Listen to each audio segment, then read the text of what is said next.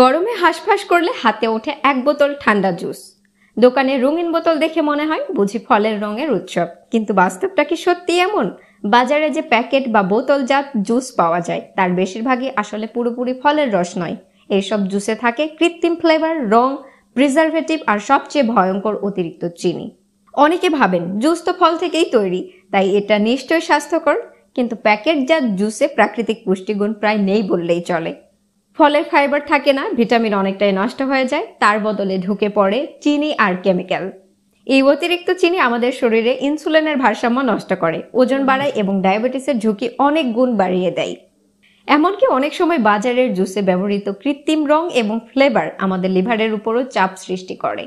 শিশুদের ক্ষেত্রে এইসব রাসায়নিক আরও ক্ষতিকর হতে পারে, অ্যালার্জি, হজমের সমস্যা কিংবা আচরণগত পরিবর্তন।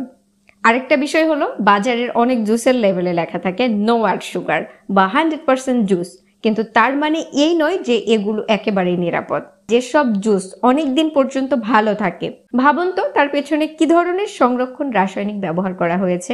তাহলে কি করব? সবচেয়ে ভালো হলো ঘরে বসে নিজেই জুস বানিয়ে খাওয়া।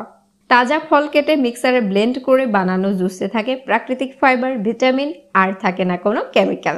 ভিডিওটি ভালো লাগলে প্লিজ একটা লাইক দিবেন, শেয়ার করবেন আর সাবস্ক্রাইব করতে ভুলবেন না। বাই।